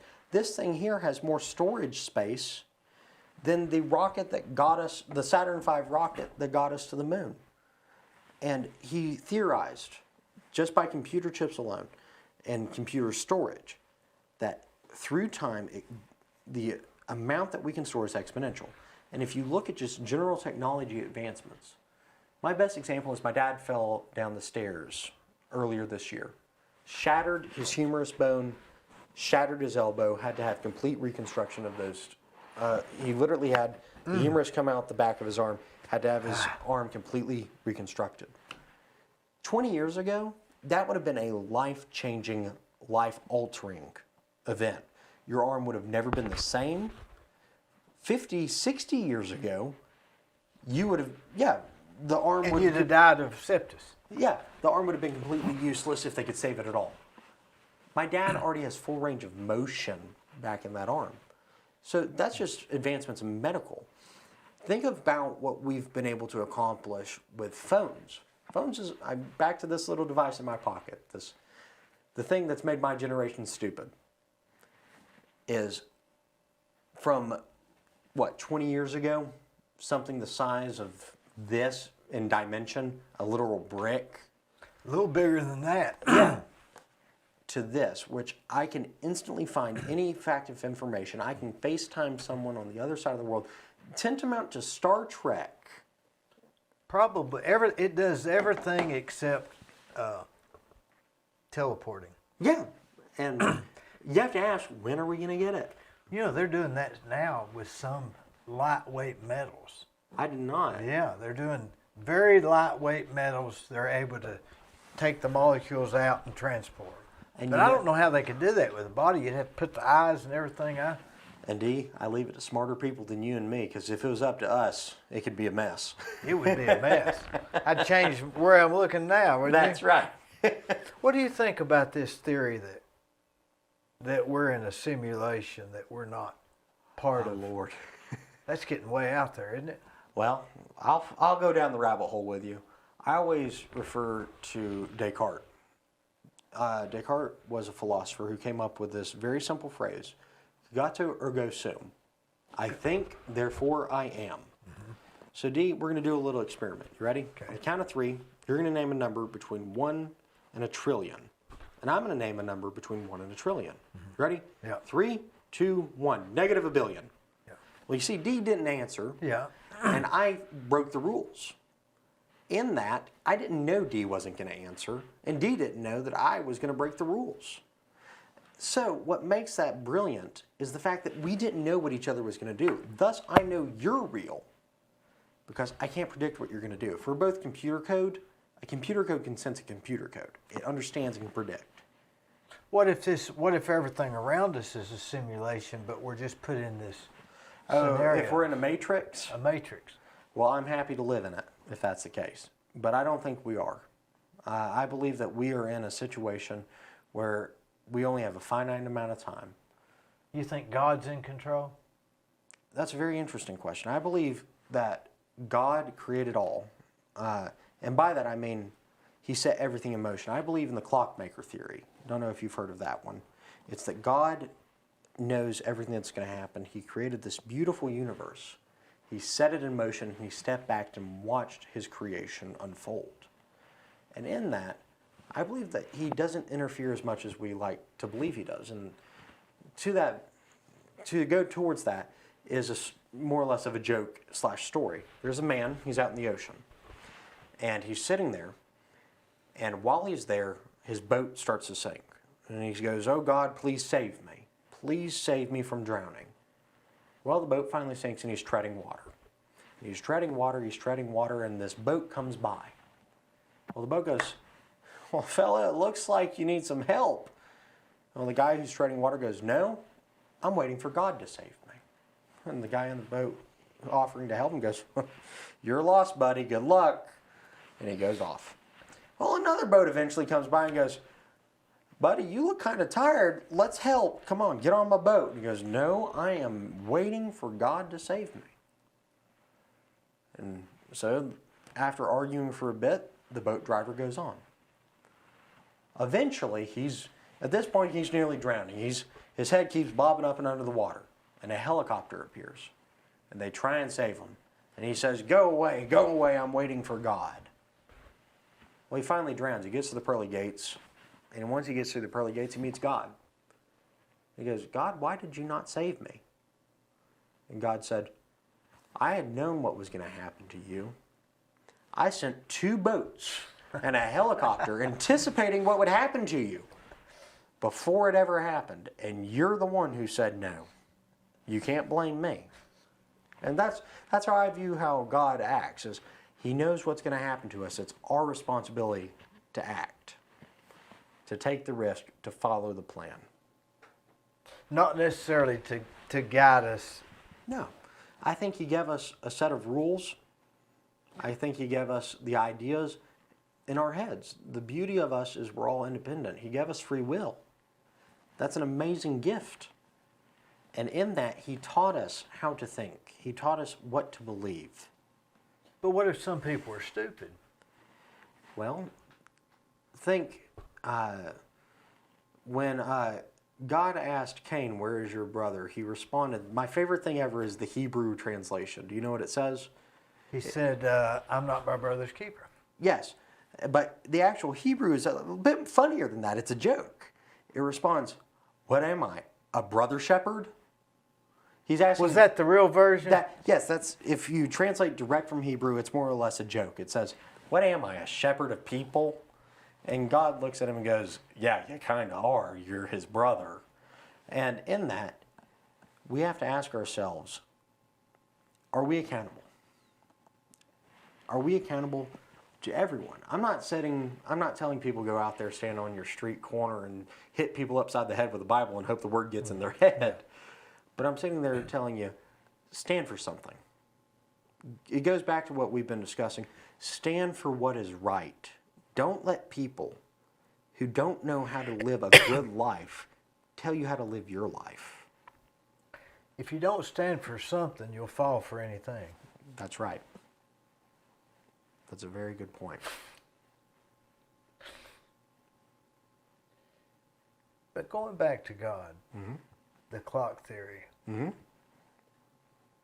That I understand that theory. I've heard that theory, but some people say the clock theory is that it goes around and comes back to the same thing, and the same thing happens again and again.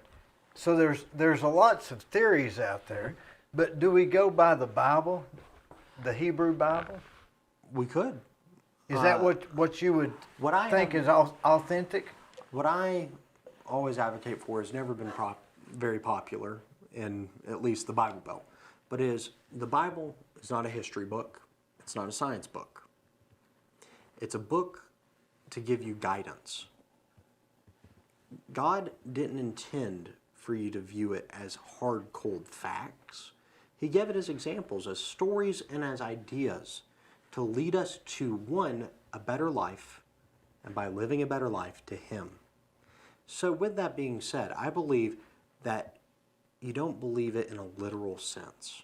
It's not going to do you any good. And to that, I had a science teacher at Macaulay, very devout Christian woman. She sat and said, never consider the Bible a science book. And remember, I should tell you, she had a PhD in biology. She said, a science book changes every few years. The Bible doesn't change. That doesn't mean the Bible's wrong. It means the science adapts. To view the Bible as a science book does it injustice. It's not meant to be hard facts. It's not meant to be a history book. It's not meant to be taken in the most literal sense possible. And the way I know that is look at societies. With us viewing the Bible as a book of guidance, we look at it, we ask it a question. For example, let's pick an issue, and we can use the Bible as a... Abortion. Abortion, that's a very hard one. That's a hard one. What does the Bible say on it? People like to poke fun at the book of Acts and saying the test of a bad marriage is justification of abortion. It's not. It's about how to identify an unfaithful wife. The Bible... All right, let's go back and say it again. Acts. So there's a chapter in Acts, and it's the test of an unfaithful wife that abortionists always like to point at. And I'd have to pull it up if I wanted to get very accurate with you. We're doing generals. Yes. But they sit and say, it sits here and says, because the priest says, may this child be damned and never born if she was unfaithful to you, if she has been adulterous, that Christianity supports abortion. That's not what that says. Mm-hmm. It sits and says, if she has been a bad wife, if she has been unfaithful to you, may she have bad things happen to her. It is guidance. It's the idea that if she has done this bad, evil thing, we don't wish good upon her. Childbirth is the best thing ever. It's a miracle. Dee, you have 2 kids yourself. You know that it is a miracle. The fact that 2 people can get together and make a child, and that child come from 2 people is a beautiful, miraculous thing. It almost proves there's a God. Almost, yes. And my favorite quote So most people don't know this. Do you know who came up with the Big Bang Theory? A Christian. Yes, not just a Christian. He was a Vatican priest. That's right. He was the head of the Department of Astronomy at the Vatican. Mm-hmm. He came up with the Big Bang Theory saying, there has to be a God, because how else could something so beautiful have been made in such a way? It makes sense. There's a pattern. I can follow it. I can see how the stars move. I can see where stars have been born and where stars have died. God has clearly done this. And if you add, he was a Harvard professor, I'm forgetting his name, but he was the foremost expert of microbiology. He says, science and the tip of science will make you an atheist. But when you reach the bottom of the glass, you will find God. And his research and in his belief, he said, by seeing the world in the microorganisms that I have seen and seeing atoms and microparticles, it is like viewing other universes. And obviously, a divine being had to have set it in motion. So, back to the idea of what does the Bible guide us on abortion? It says to value life. Life is God's greatest gift. Without it, we cannot cherish God. And that is our foremost. The mantra of Macaulay is honestly a very good saying for life. It is to cherish God, or hang on.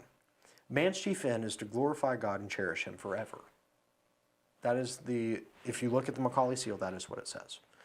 And in that, it is right. It's to cherish the works of God. We live in a beautiful world. In this ring, there are atoms that I will never see. And above us, there are planets that I will never visit. But I cherish their existence by being able to at least know they exist. And I glorify God in the fact that I am able to be alive, to give Him the glory of understanding it. So in that, life is a beautiful thing, because in it we're able to give glory to God. But more importantly, we're able to be ourselves. God created us in His own image for the sake of us being ourselves. God's not lonely. God's infinite. Why did He create man? It is for man to enjoy being man. That's not to be ruled by this book and find things we've done wrong. But in that, not to be heathens. That's a very big thing. Is if you look at the Old Testament, most people forget about the Pentateuch, the first 5 books. 3 of those books are laws. There are 316 Judaic laws. We don't follow most of them. Dee, is your shirt made out of anything? Is it one solid fabric? Is it just polyester? Is it just, if it's mixed fabric, that's a sin. Well, does that make sense? We probably both had ham for lunch. That's right. That would have been a sin, right? If we've ever ate shellfish, it's a sin. Yeah. If we've ever sat down on the same seat as a woman who is menstruated, that's a we sin. have sinned. Yeah. The issue is, but smoking wouldn't be, and taking drugs wouldn't be a sin, according. if we took it in literal. some cases, Yeah. or killing someone because they are a criminal is completely justifiable. Mm-hmm. But I'm not to commit murder. There's very fine lines, and the Bible defines those. It's to give us a guidance. And most of those laws, we have to consider, would God give us the ability and know-how to make fabrics that are multi-fabric? Is it heresy and blasphemy to say that it's out of God's plan to teach us how to view the world? I always think to myself, okay, if it's wrong, why is it wrong? And if there's not really I can see why it's wrong, then it's probably wasn't in the literal sense. Does that make sense? yes, and Like the one fabric thing. Yes. What would be wrong with wearing a double knit? and if you look in like the Midrash, the Jewish rabbi's explanation, it is to certain fabrics are reserved for certain events. Sackcloth being reserved for mourning and so forth. But in society, our way of portraying mourning has evolved. So is it truly against the will of God if we as a society no longer wear sackcloth to a funeral? Would God have allowed that? These are questions we have to ask. And the biggest counter-argument to this is, would God allow atrocities? And the answer is, They're in the Bible, aren't they? they are. If we're to believe, even in the most literal sense, if the Bible is true, if it is literally a history book, if everything about everything else is wrong, we know for a fact God is a vengeful God. He says so himself. But in that, are atrocities in and of themselves pure evil, or can we learn from them? The answer is both. Think of, for example, the Holocaust. From the Holocaust, we have seen pure evil. We as the world have sworn to prevent that evil from ever occurring again. But it had to have happened for us to sit and say, never again. For us to form the World Coalition, the United Nations, to sit and say, genocide is abhorrent, we will never stand for it, and this is how we will deal with it. Have we been effective in that? No. But we've made the first step. Moving in that direction. Exactly. And so, God gives us, I believe, in his infinite plan. Well, the Bible can't cover everything that's happened anyway. I mean, No. And it doesn't even mention abortion. We're arguing about abortion, and the word abortion is, I guess it's not even in the Bible, right? no. The closest thing is miscarriage.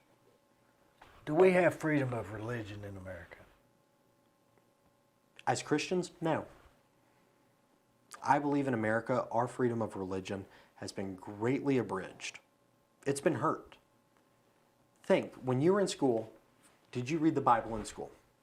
Yeah, we had prayer in school. That's right. Now you can't have it, right? You see, I have peers that I had the great privilege of going to private schools that instilled in us Christianity and religion, and that encouraged us to explore beyond our own religion to make sure that we believe in the right one for us. Now, with that being said, I was given the freedom to do so. My peers who graduated from public schools are not given that equal liberty. And to the point that I'm making is, they're not given it because they don't teach the Quran. They don't teach the Torah. They don't teach Maitreya the Gita. Buddhism. Yeah, the Bhagavad Gitas. Yeah. They don't teach the teachings of, Bhagwan Sri Rajneesh and Rajneeshism. Like, insert religion. We can't teach them all, or else they'd be in school till they're 50. 60. Yeah. And the issue is, that was the first step, taking the Bible out of school. Think back to COVID. I could go to a cannabis shop in California to buy my weed for anxiety. I could go protest if I wanted, but I would be arrested if I went to church. And the issue is, we have given little and little and little. It's everyone. My favorite thing ever is every time someone sits and says, "Oh, you're just claiming it's a slippery slope argument. You have no proof." I can sit and say, "Well, yes, but I've watched it slide so many times with so many other things. Why would I trust you now? Why would I trust that you're going to be honest now?" It's almost like the animal. Yeah, the story of the scorpion and the frog. No, the animal. That book, Animal. Not Animal Kingdom, but where all the farm animals got together and When to fight. Yes, Animal Farm. By Animal George Farm. Orwell. Yeah, Animal Farm. In some ways it is. And eventually people will have enough, just like the animals on the farm. But in today's society, I don't believe religious freedom actually exists. It exists as far as you're allowed to practice it by yourself. As long as you're pretty well close to the narrative. Yeah, and as long as you don't go outside the box. That's right. And that's... If you do, it's not freedom of religion. And for example, there have been so many things that have abridged the freedom of religion. Think of how many times we've heard in the last 2 years, no, you have to take the vaccine. We don't care what your religion says. Yeah. No, you can't keep your kids away from sexual education. It is school mandated. We will fail them if you don't. And it started by saying you have to wear a seatbelt. I guess, right? Was that the first rule? There are a lot of first rules. And I think for freedom of religion and for them trampling the freedom of religion, it was taking the Bible out of classrooms. The argument that the ACLU had made back then and other major groups was, if we can't do it for everyone, we can't do it for one. Well, the issue with that being is now because we can't do it for the one, we can't do it for the any. And the issue is it's not an equal enforced rule. Because in schools, how many times do we hear about them, like a social studies class, teaching about, for example, Ramadan, a very beautiful holiday in the faith of Islam. But they can't teach about, for example, Easter and the true meaning of Easter.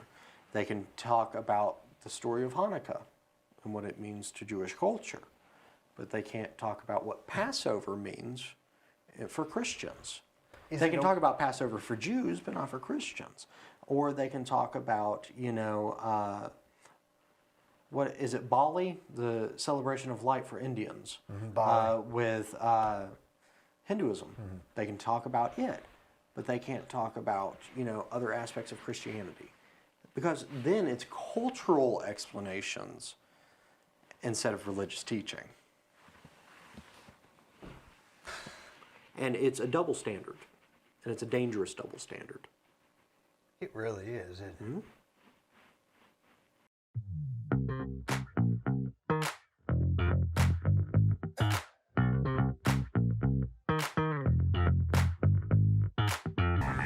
If you want residential or commercial plumbing, give Rick's Plumbing a call. Call Jason or Josh. They'll do you a good job. I've used them for years. They're no problem.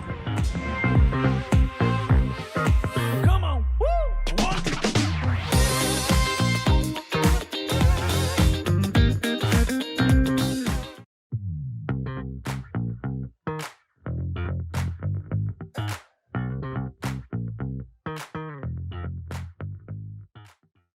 Has it ever been this bad? It hadn't been that like that. They say that most societies that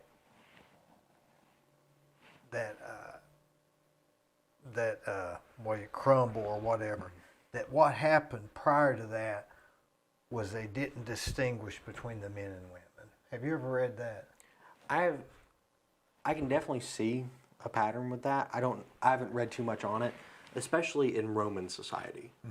If you look at Rome had a very staunch hierarchy of who were the upper echelon based on gender. So it actually very crude in nature, but it's how the Romans differentiated. So those who were penetrated are at the lowest. So in Roman society, at the very least, women who had no capability of penetrating were always lowest. Men who were penetrated were above women, simply for the fact they had the capability. Men who penetrated just women were the next highest, and men who penetrated everything, for the sake of dominance, were at the highest of the hierarchy. And I quote Mary Beard on that with the book SPQR, great book for anyone out there. In that, when Rome started to encourage debauchery, when it encouraged hedonistic practice in a manner that was no longer reflective of the actual practice of the Hellenistic faith, or I guess it's for Rome, it was the pantheonic instead of Hellenistic, it devalued their society so much that it led to the entire overthrow of their society when Emperor Constantine Augustus said, I'm done with this, I implement Christianity as the dominant rule. And if anyone opposes me, they will be killed. And but before that, we had seen Rome from the time of Julius Caesar to Caligula. And everyone knows about Caligula being crazy and depraved, to Julius Caesar saying, I must take over Rome for the sake of the preservation of Rome. It's a slippery slope. But I do believe that gender roles, in some sense, are essential to the betterment of society. I'm not saying women stay at the house. I'm not saying men have to work. No. But I'm saying we have roles. And if you don't differentiate, men are inherently physically stronger. I know that's controversial to say nowadays. It is a fact. There's a reason why the United States Navy has never had a single female Navy SEAL. It's because none of them have been able to pass the physical endurance requirements. It's a fact. There's a reason why Leah Thomas, the transgender swimmer, was not in the top 10 swimmers as a man, but is the top swimmer in the United States as a woman. It's the different physical attributes. So, do I encourage men to work harder, more physically labor-intensive jobs? Yes, because they're more suited for it. No. That goes to Jordan Peterson's thinking, right? Yes, that masculinity is required for a society. If we devalue masculinity, we devalue society. If we say that there's no difference between men and women, it's all in our heads, and that women can be construction workers just as well as men, there are some women, I will admit, that very well could swing a hammer just as well as a man. But proportionately, there are 10 other men who can do the job better. That's just a fact. It's not sexist.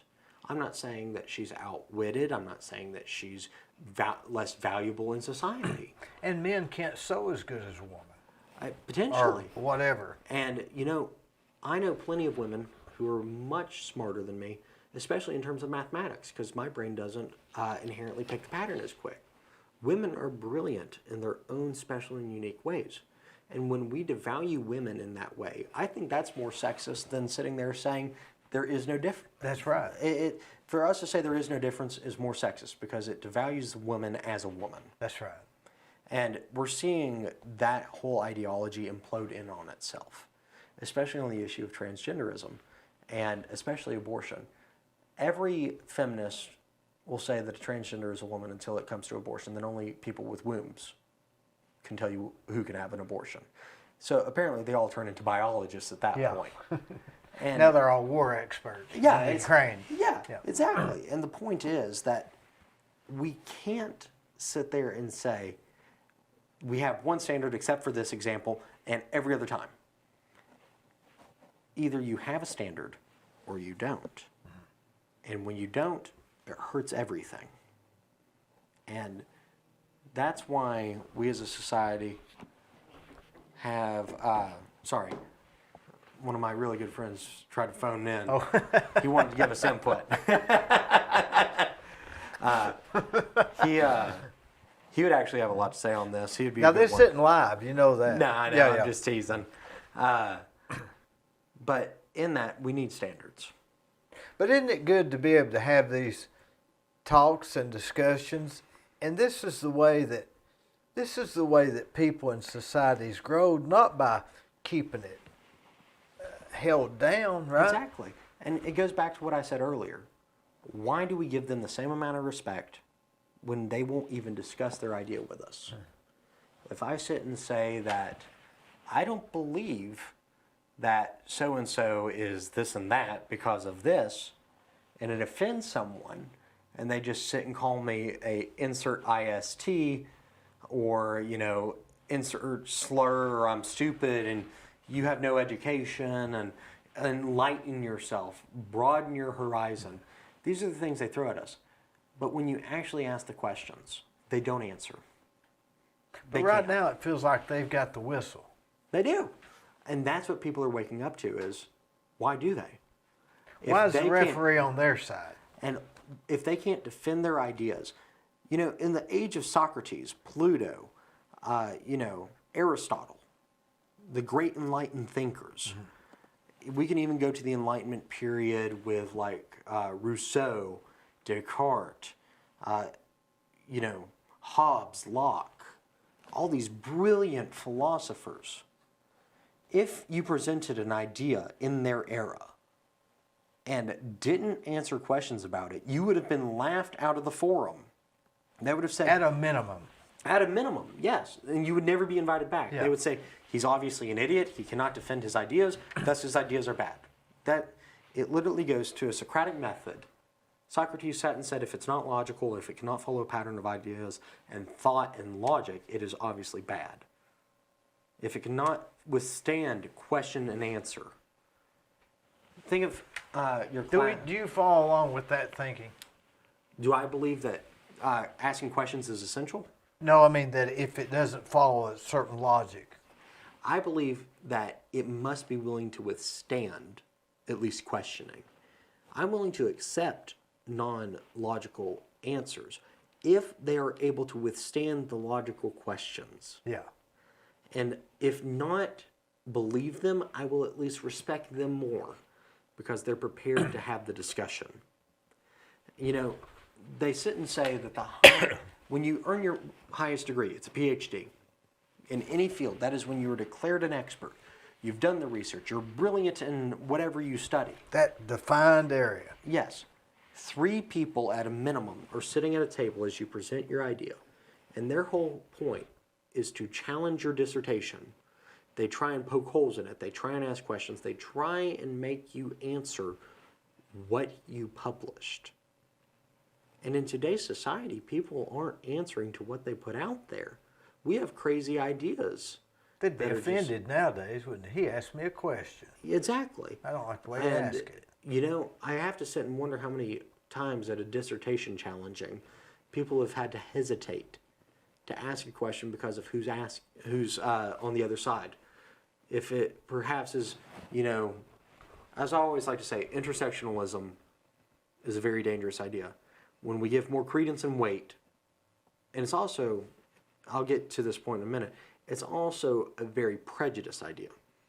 But the idea that a transgender, handicapped Muslim woman who speaks Spanish and is an immigrant should have more of a say in our society because of the experiences that person may have than a straight white man.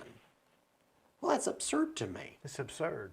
And more importantly, especially in the standard of double standards, it's racist. It is honestly, think of affirmative action. In and of itself is a racist principle. Not because it discriminates against certain people and encourages other people upwards, but it sits and says that these people on their own merit are incapable of reaching this level. Mm-hmm. That's racist. And liberalism in and of itself has created a monster. And if you sit and listen to their arguments, like how many times have you heard in the last few years, well, we shouldn't encourage voter ID because minorities will be incapable of getting a photo ID. Yeah. Well, are you telling me that people who have to get a driver's license to drive, apply for a job, go to the liquor store, buy a pack of cigarettes, you know, insert whatever freedom you may incur from having a photo ID? They can buy a gun. Yeah. Are incapable and so unintelligent or incapable of actual action on basis of their race alone to go get an ID to vote? I'm calling BS, and I'm saying that your idea is, one, racist in the fact that it holds them in such low standard, and two, it inherently hurts our society because it uses a fascist tactic. It says, challenge me, and you are wrong, you're evil, and I will punish you. And I think that's unacceptable. Do you think our society will rise up as a group and say, hey, now, wait a minute? I sincerely hope, and as we previously discussed, I'm hoping the silent majority finally stands up. If you're looking real close, you can start to see some trends. Yes. I think. Absolutely. I think 2022 will show that America is finally waking up. That we as a society are tired of being told that we are evil, that we're bad, and we are bigots for just asking questions or having common sense. And I think all of this happened while we were working. Yeah, that's a very good and point. we weren't paying attention. Does that make sense? It does. People who have a lot of extra time create some really bad ideas. That As what's the old saying, Dee? Idle hands make for the devil's work. Idle hands are a devil's workshop. That's it. Something like That's it. And in that, these people honestly are creating such a dangerous environment politically. They always say that most leftist ideas cannot survive in a free marketplace of ideas because people will never pick them. Why do you think every time a socialist dictatorship appears, the first thing they do is take away the guns, take control of the media, and sit and kill anyone who challenges? It's because they understand that if given the opportunity, people will never pick it. In America, they're trying to use that same tactic, if you question it, you're evil, you're bad, we'll punish you. They're using that today against us because our idea exists in a much better way in the market. How do I know that? It's because it's the Great American Experiment. There's a reason why the Great American Experiment predated and also post-dated the Soviet Union. It's very simple. We lasted longer, we existed before, and will exist far after because we are a free marketplace of ideas. And we don't have our troops strung all over the Ukraine. Yeah. At least that we know of. That we know of. Hey, Dee, I've enjoyed it. it's been a pleasure. I've enjoyed it.